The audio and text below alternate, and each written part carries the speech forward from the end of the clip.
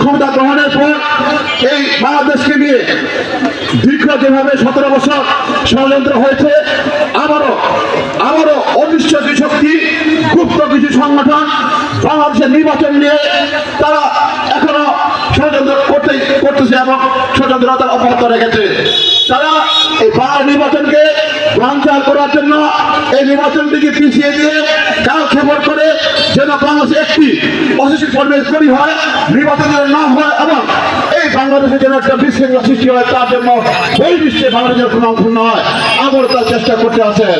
এবং আমাদেরকে সেই ষড়যন্ত্র থেকে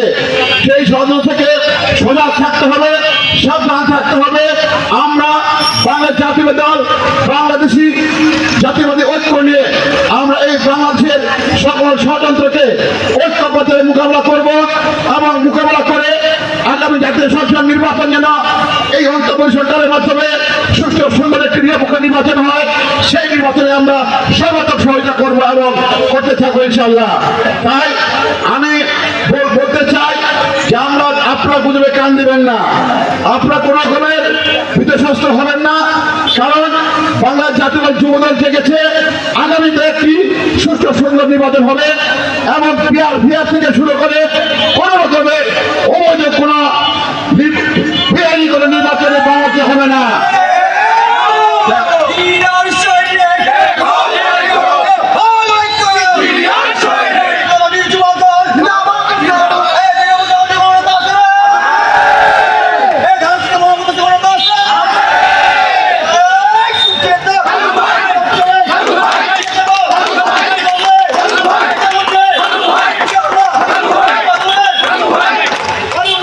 সাথী বন্ধুরা, অতি উৎসাহ কিছু নাই।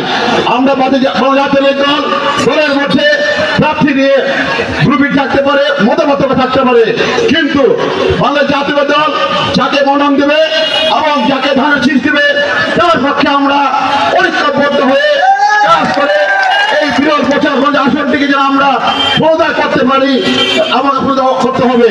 তাই আমি বক্তব্য না বাড়িয়ে আপনাদের সকলের সাথে কামনা করছি এবং বাংলা জাতীয় যুবদলের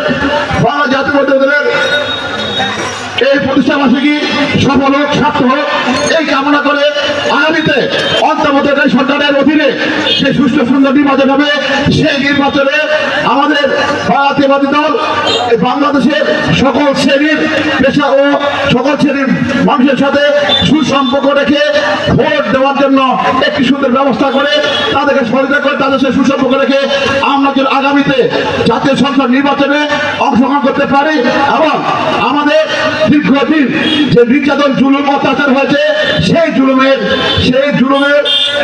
জবাব দেওয়ার জন্য আগামী নির্বাচনের তারিখ নির্ধারণ 2 তারিখে জবাবের প্রস্তুত থেকে সকলকে ধন্যবাদ জানিয়ে সুস্বাস্থ্য কামনা করে আমি আমার সংক্ষিপ্ত বক্তব্য শেষ করছি। সবাইকে ধন্যবাদ। বাংলাদেশ জিন্দাবাদ, বাংলাদেশ জাতীয় যুবদল জিন্দাবাদ, শহীদ প্রেসিডেন্ট জিয়াউর রহমান, আমাদের দেশের খালেদা জিন্দাবাদ, আমাদের নেতা জনাব তারেক রহমান, যোগ্য নেতা যিনি শুধু লন্ডন থেকে এই বাংলাদেশের ফ্যাসিস্ট হাসিনা পতনের মাস্টার মাইন্ড হিসাবে এবং তার স্বতন্ত্র নেতৃত্বে যোগ্য নেতৃত্বে হাসিনাকে পতন ঘটিয়ে এই অবস্থায় অন্তর্সরকার এনেছেন সেই নেতা জনাব তারেক রহমান জিন্দাবাদ জিন্দাবাদ জিন্দাবাদ। সবাইকে ধন্যবাদ। বাংলা জাতীয়বাদী বিরল পৌর শাখার আজকের এই প্রতিষ্ঠাবার্ষিকী সফল হোক এই আশা ব্যক্ত করে সকলের সাথে কামনা করে আমি আর বক্তব্য শেষ করছি। সবাইকে ধন্যবাদ। আসসালামু আলাইকুম ও আদাব।